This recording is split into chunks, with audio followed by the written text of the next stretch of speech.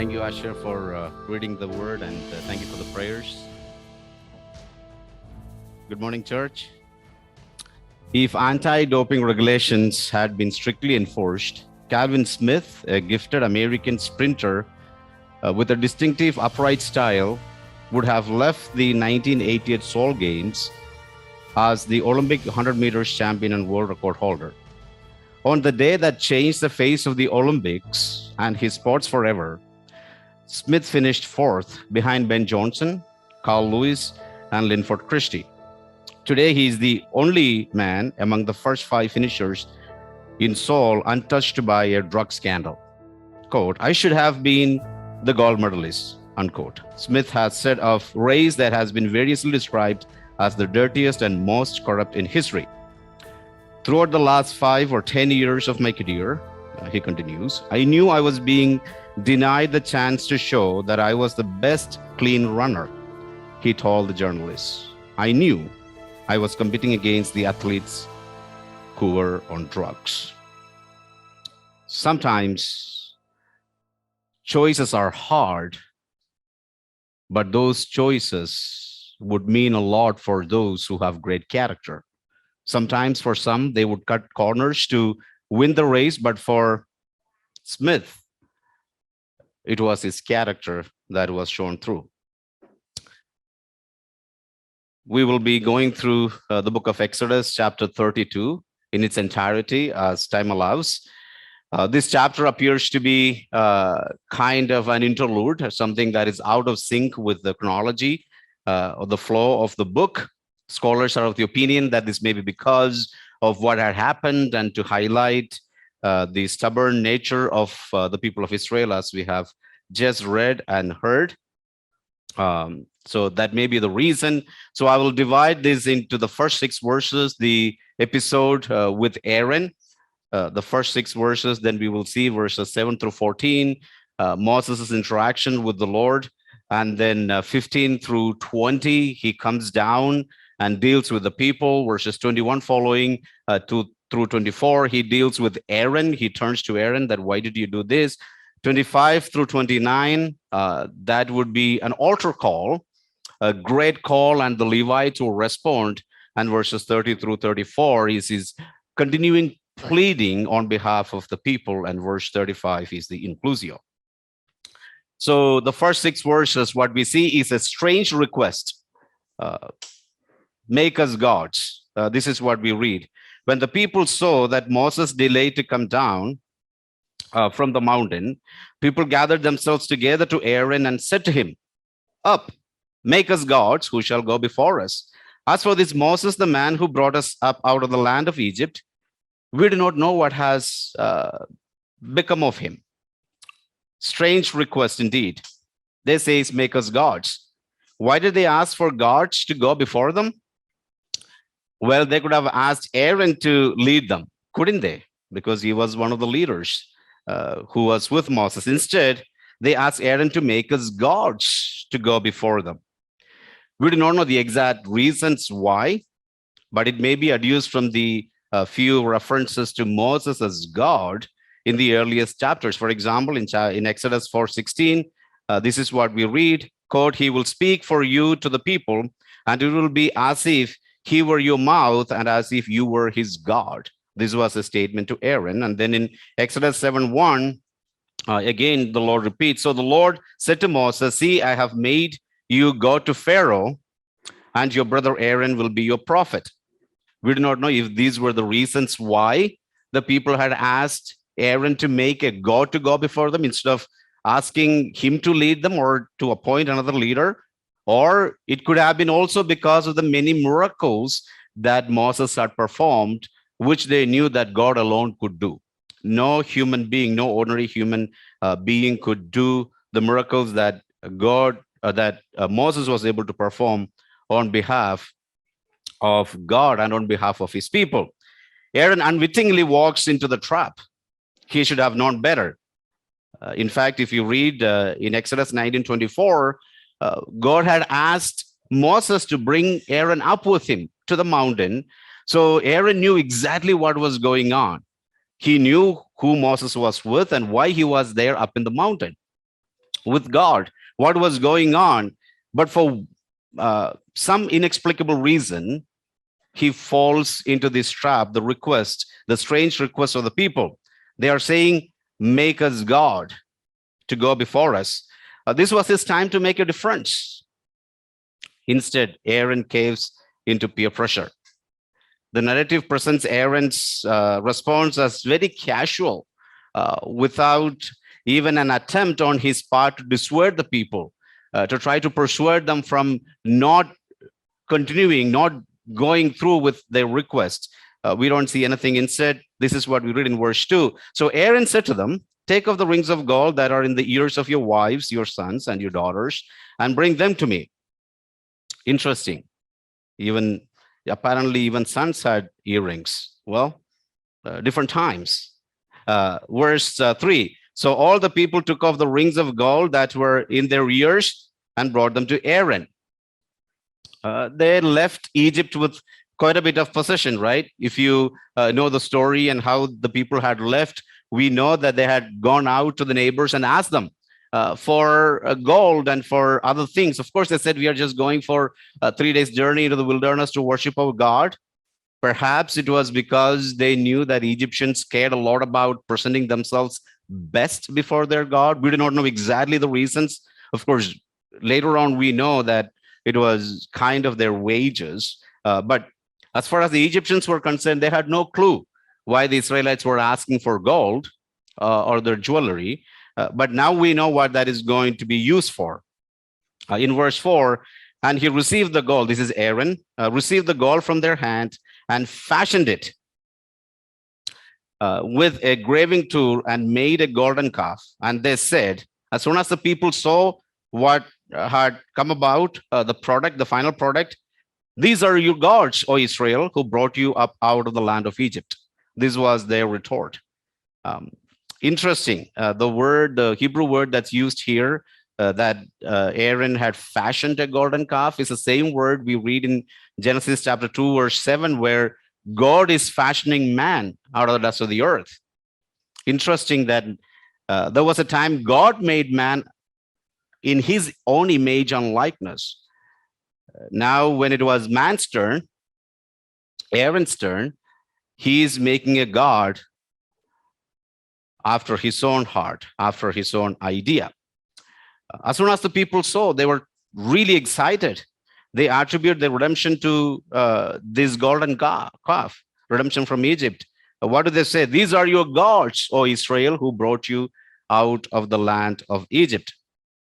And we wonder, the second question here, the first question was, make us gods to go before us. We would wonder, like, what a strange request.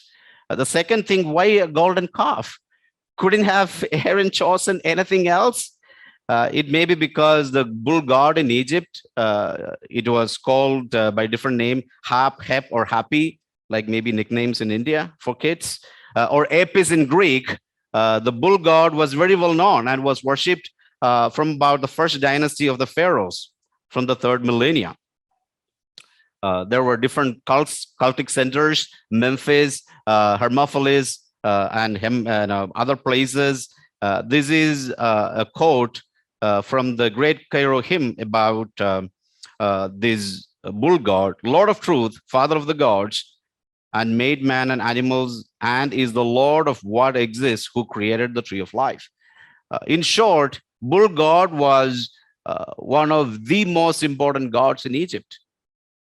The people of Israel were so accustomed to seeing these gods around. And if you knew anything about the Egyptian ways, their religion, what you will understand is this, that this idea of the bull god and other gods were always inscribed everywhere. There are coffin texts, people were buried, their coffins were decorated very elaborately with all of this myth, which is known as cosmogony, the birth of the world, and how gods were involved. And so bull god was something that they were very familiar with.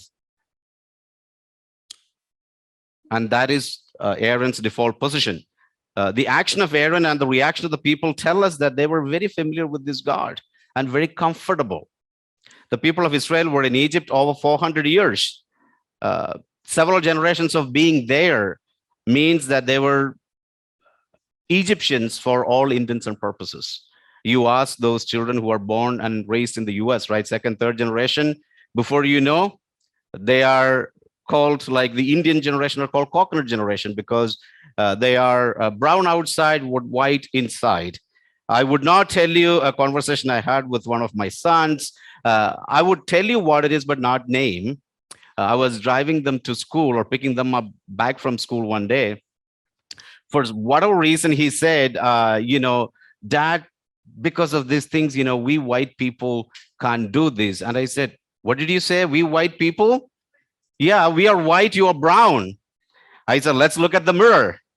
Well, that was the end of the debate. Uh, right? These people were in Egypt for so long. And it was very difficult for them to change. When push comes to shove, people will often go back to what they're familiar with, what they are brought up with.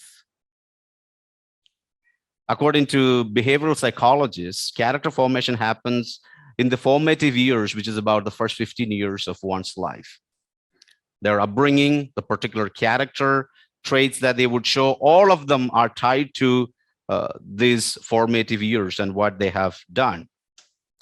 So for whatever obvious reasons, it was very difficult for the people of Israel to think anything other than Egyptian whenever they faced difficult situations. So it is said that it was easier to get them out of Egypt than to get Egypt out of the people.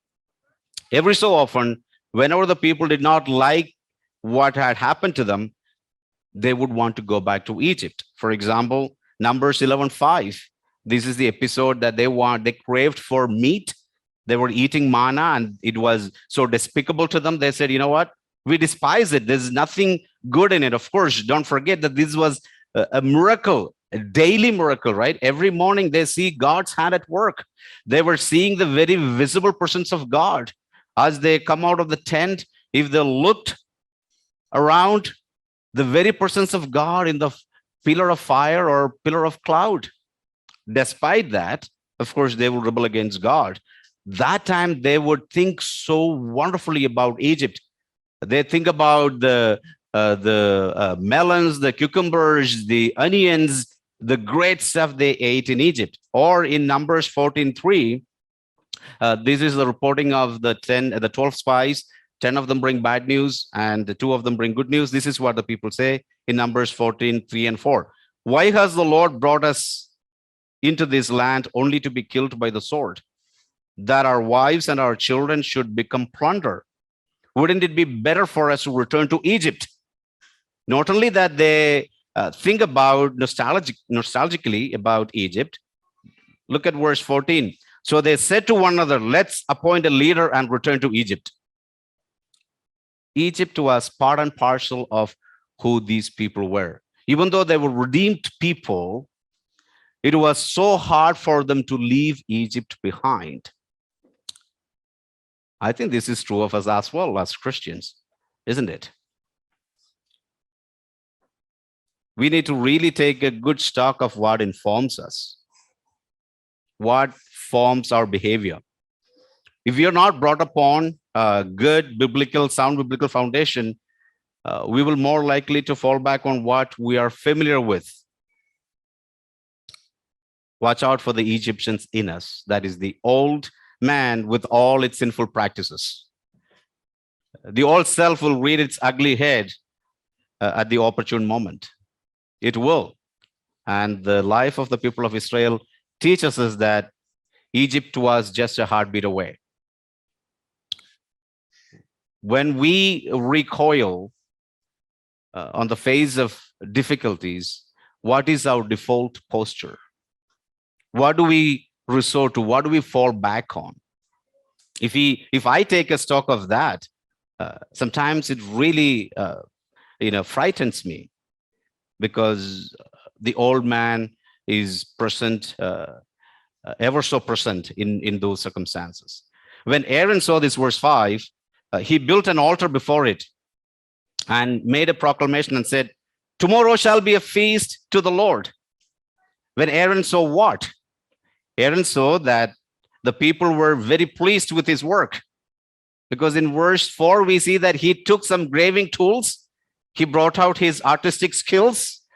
Probably he was just waiting for this opportunity to exhibit his skill. And here was the opportunity for him.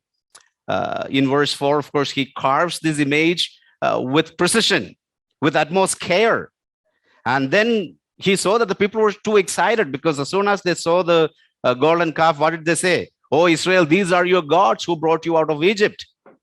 They could not give glory to Yahweh. They could not even bring themselves up to think that it was the living God, the God of Israel, who brought them out of Egypt. Instead, they would go back to the Egyptian God.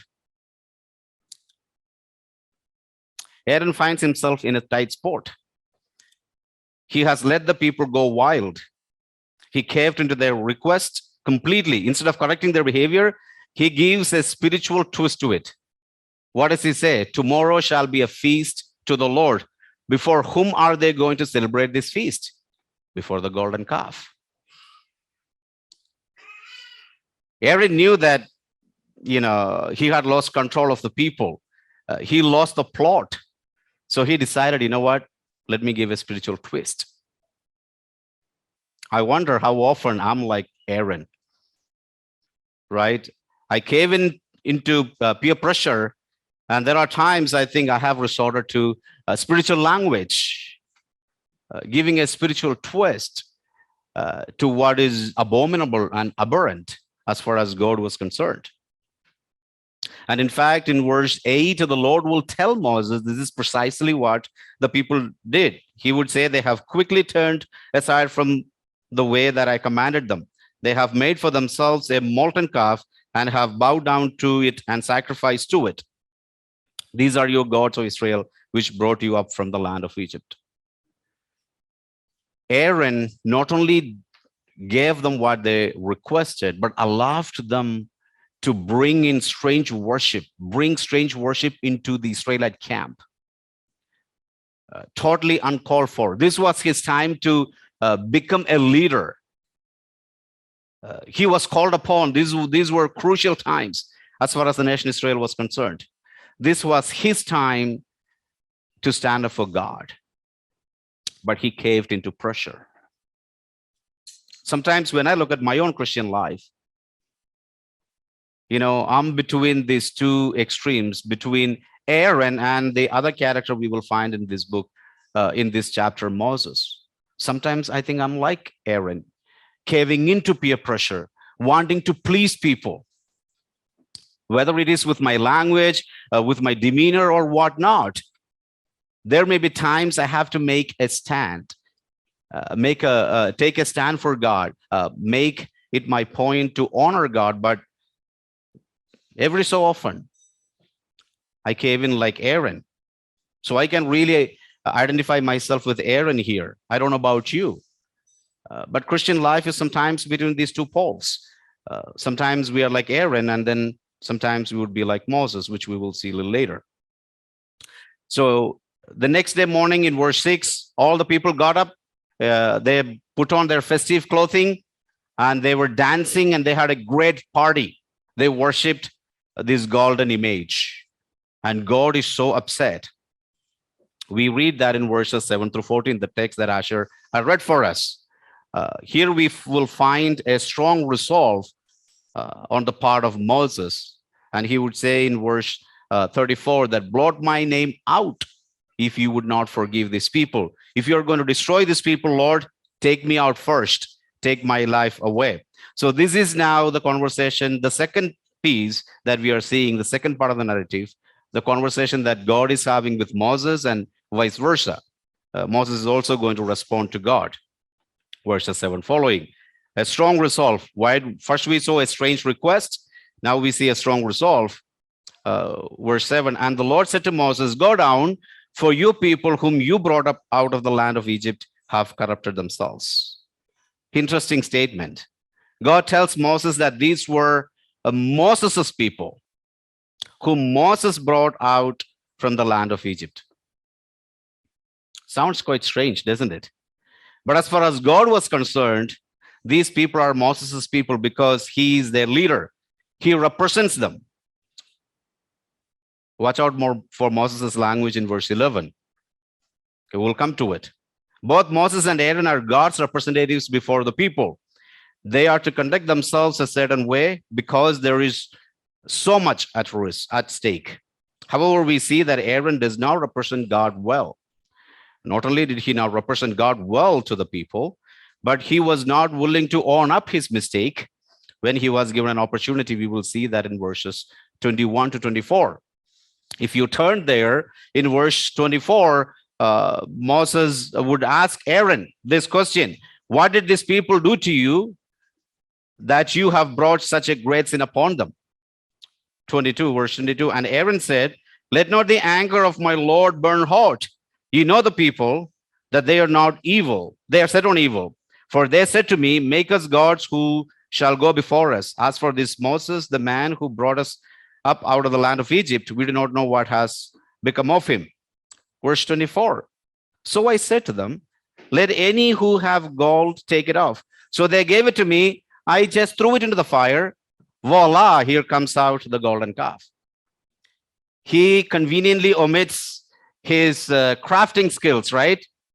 He conveniently avoids some details. He says, look, hey, please don't hold me accountable. I was pushed to the corner. When you are really cornered, you just don't know what you would do, right? These people really surprised me. I was not going to do anything.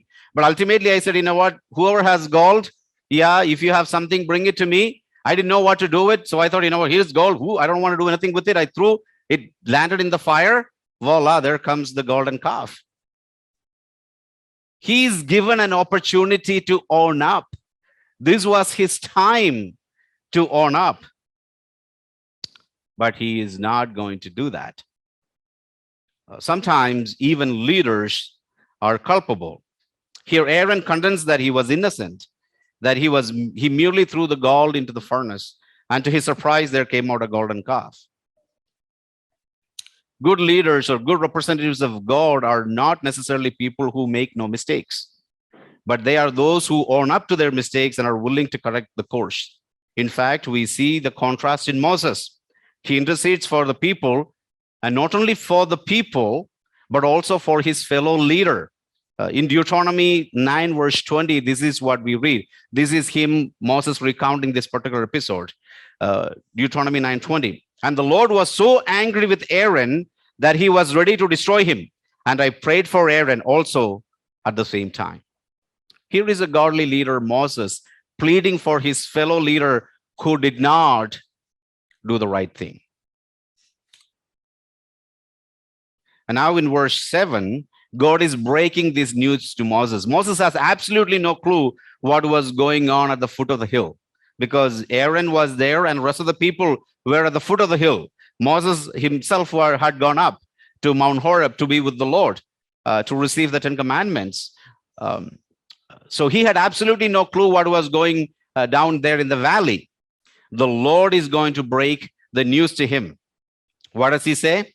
The Lord said, go down, for your people whom you brought up out of the land of Egypt have corrected themselves. If people thought that Moses would not know what was going on, they were mistaken. Because their God, the God of Israel, is an all-knowing and all-seeing God. As we read in Psalm 139, that there is no place for us to run away from God. Even if one goes to the ends of the earth, according to the psalmist, even to Sheol, the psalmist says God's presence will still be there. This is both comforting and scary at the same time, isn't it? It's comforting because God knows all our struggles, the spoken and the unspoken ones. He sees everything. At the same time, this thought also should scare us, because God sees everything I do, and he knows every thought of mine. Church, our God is an all-knowing, all-seeing God. He is present both in the highs and lows of our lives. It's important to acknowledge his presence at all times.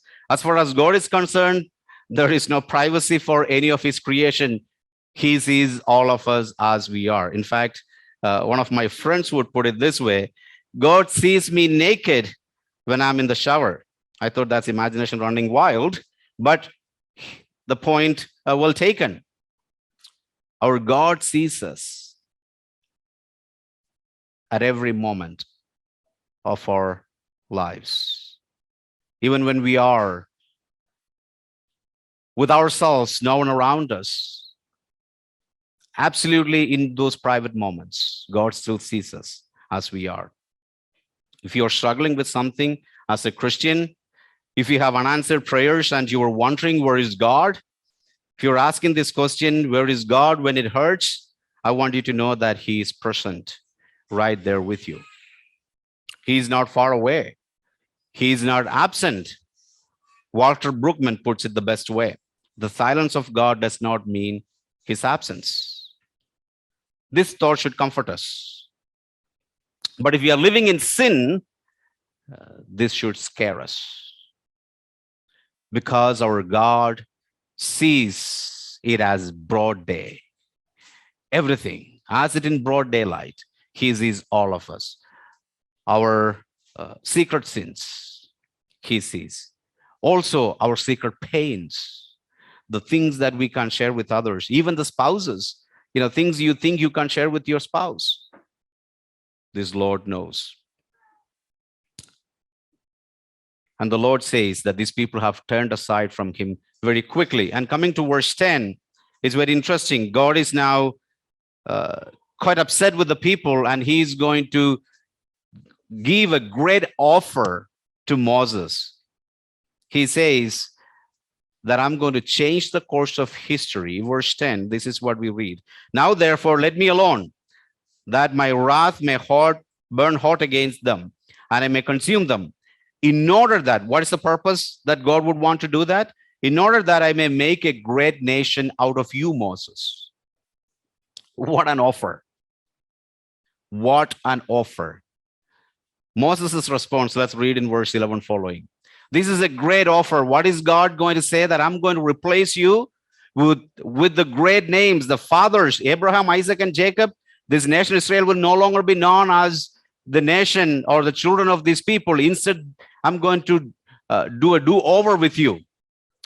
Going to start a new nation out of you. And you will be Moses. You will be known as the father of the nation. Very tempting offer indeed. And the offer is from God Himself. So if Moses caved in, of course, you can't fault him, right? Because God gives him this offer. I'm going to do this with you. But look at what Moses tells God. But Moses implored the Lord his God and said, and now watch out his language in verse 7. God said, Moses, these are your people whom you brought out of the land of Egypt. Look at his response to God. Oh Lord, why does your wrath burn hot against your people whom you have brought out of the land of Egypt with great power and with a mighty hand? Why should the Egyptians say, with evil intent did he bring them out, to kill them in the mountains and to consume them from the face of the earth? Turn from your burning anger and relent from this disaster against your people. Remember Abraham, Isaac, and Israel, your servants, to whom you swore by your own self, and said to them, I will multiply your offspring as the stars of heaven. And all this land that I have promised, I will give to your offspring, and they shall inherit it forever. And the Lord relented from the disaster that he had spoken of bringing on this people. I wonder how I would have responded to this. I would have said, Lord, here I am. Is the crown on my head yet? Right? But here is a man who is completely preoccupied by God's glory. That is what we see in Moses, someone who is consumed by God's glory. He says, Lord, this story is not about me. This is not my story. It's your story. Your name, your fame is far more important than anything this feeble guy would achieve. This is not my story, God. It is your story. So do not do this. Because if you do this, what would the Egyptians say? What would the people say? They will laugh at you. They won't laugh at me. I'm just a man. They will laugh at you, the God of creation. We have told these people great and wondrous things about Yahweh. They have seen themselves what you had done. But they will say then that this God is a malicious god, malevolent as other Egyptian gods were, because this is what those prosperity gods would do from the prosperity cult. Those gods, these people had to keep appeasing them in order to get what they wanted. Otherwise, if they did not appease one of the deities, it was doom and gloom. And the God of Israel would not look any different. So Moses pleads with God and tells him that, Lord, it's all about you. It's your glory. It's not my story, Lord. It's your story. These are not my people, Lord. These are your people. A responsible leader, right? But as far as God is concerned, these are Moses' people because he is their leader. But as far as Moses, the man of God, was concerned, these are not his people. These are God's people. Because God's name is associated with these people. And this is Moses' second nature. This is not just the spur of the moment kind of a response from Moses. No, this is his default nature. In fact, this is not the only time God would make this offer to Moses. If you would turn to Numbers 14:12, this is what we will read about God's offer there to Moses. There he says that, I'm going to make a new nation out of you. I'm going to destroy these people.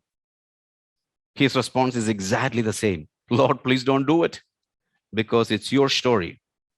As far as Moses was concerned,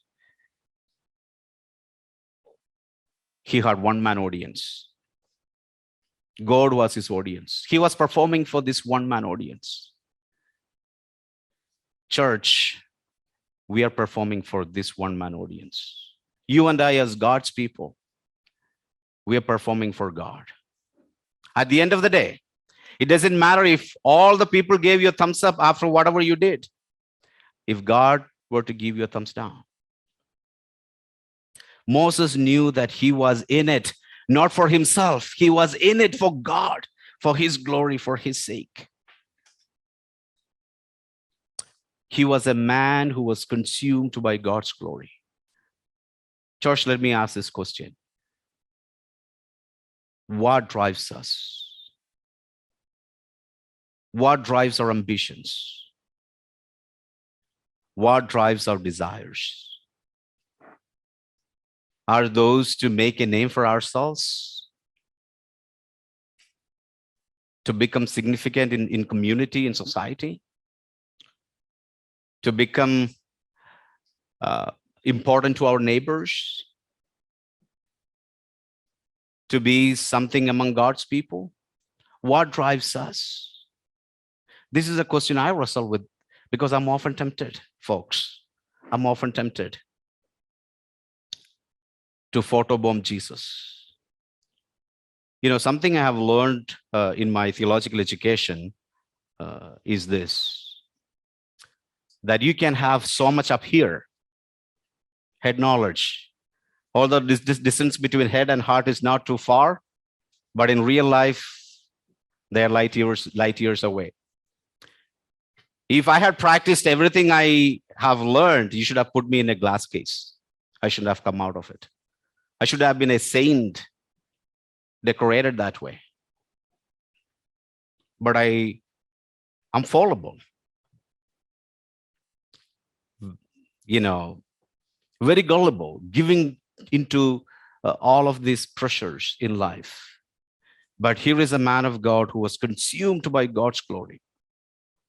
That's why in verses 30 following, listen to his prayer. He says, the next day Moses said to the people, you have sinned a great sin, and I will go up to the Lord. Perhaps I can make atonement for your sins. So Moses returned to the Lord and said, alas, these people have sinned a great sin. They have made for themselves gods of gold. But now if you will forgive their sin, and in Hebrew, actually, there is a silence. He doesn't even complete.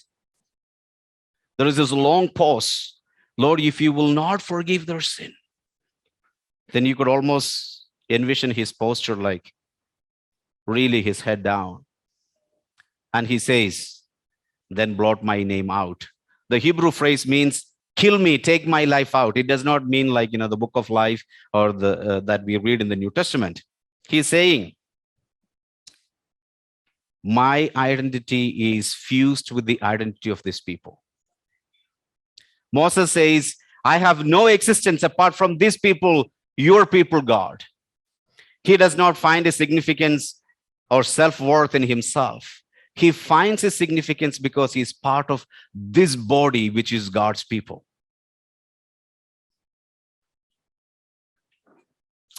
As Christians, our identity is fused with the identity of the church. Christ died for the church and by extension for each one of us because he intended us to be part of his body, the church. We have no existence apart from the church, the body of Christ. So as Christians, we should not think only about ourselves, but more so importantly about the community of God's people, as Moses does. As we read in Philippians chapter 2, verses 3 to 5, we've heard a couple of thoughts from Philippians today. This is apparently the passage of the day. In 3 to 5, there Paul presents Christ and says that, let not you think about yourselves only. Consider others more important than yourself. And then he gives this Carmen Christi, the Christ song, which we have read this morning. The Christ song is this: because he put you and me first. Though he was God, he became man, became a slave, became obedient even to the point of death. That is the way, church, he put us first. And therefore, Paul tells the Philippians to put others likewise. If you consider others more important, look at the example of Christ. This is how to put others first. So Moses does that, doesn't he? He says, Lord, if you will not forgive these people, because God was ready to destroy these people and to start over with Moses, he says, Lord, if you do that, first of all, your name would be dishonored. The Egyptians and all of these other neighboring nations would laugh at you. Your glory is more important. And then he says, Lord, my identity is not independent of these people. These are God's people. My identity is with them. Apart from them, I have zero existence. I have zero value. Because God is called not just the God of Moses, the God of Abraham, Isaac, and Jacob. Here is a man consumed by God's glory. And then we read in verses 15 through 20, Moses comes down the mountain. And in his anger, and Revan had read this verse for us in chapter 34, where God says, I'm slow to anger. Of course, Moses, for obvious reasons, is pretty upset. He throws the two tablets of stone on which the 10 commandments were written and breaks into pieces. Maybe a symbolic gesture, a symbolic act. Broken tablets says that these people have already broken the covenant. These are stiff-necked people. And God repeats that phrase a few times. Actually, in chapter 33, he says, okay, you guys go ahead. I will send an angel to go before you, but I myself will not dwell among you. Because if I were to dwell among you, God says, I will consume you because you guys are stiff-necked people. But thanks be to God, in chapter 34, as Rebel reminded us, God says, I'm a God who is slow to anger. If God had not been gracious and not been forgiving, I'll tell you, I would have been consumed so many times over. As a Christian, I would have been consumed so many times over. Thanks be to God. Praise be to his name. It is his grace that allows this forgiveness to flow through feebles like you and me. Folks, we are who we are, not because of anything that we have done, but purely because of his grace. And in the last section that we will see is verses 25 through 29. Moses comes out and gives a solemn invitation to the people. And he says, whoever is on the Lord's side, come to me. And the Levites separate themselves. Then he says, thus says the Lord God of Israel, verse 27, put your sword on your side, each of you, and go to and fro from the gate to gate throughout the camp, and each of you kill his brother and his companion and his neighbor. And the sons of Levi did according to the word of Moses. And that day about 3,000 men of Israel fell. And Moses said, Today, as a result of what they had done, today you have been ordained or consecrated for the service of the Lord, each one at the cost of his son and his brother, so that he might bestow a blessing upon you this day. What an initiation into ministry, right? Initiation by blood. It's not just any blood, but by the blood of kith and kin, on family members, because Aaron should have been killed, but Moses tells us it's because Moses interceded on his behalf. But here, Levites take up the sword, a very painful and difficult act. They nonetheless do it because they knew that this is exactly what God demanded. That day, they killed so many people. As a result, God says, you are now consecrated, set apart for the Lord's service. It was difficult for them to do that day, but they made that difficult choice. As we conclude, the question I want to leave with us is this: what consumes us? Is it God's glory or self-worth? Do we think too highly about ourselves, that every time we think it must be us, it must be my name, it must be me on the pulpit or wherever that is, it must be me the center of attraction? Sometimes as God's people and the servants of the Lord, people who have been called into leadership positions, sometimes we are tempted with that. We are not immune to it. But we can learn from Moses that he is a man consumed by God's glory. He finds God's people, the people that he was ministering to was God's people, not his people. He was someone who was willing to intercede on behalf of his fellow brothers, fellow sisters. He knew he was performing for one audience, that was God. Who do we perform for?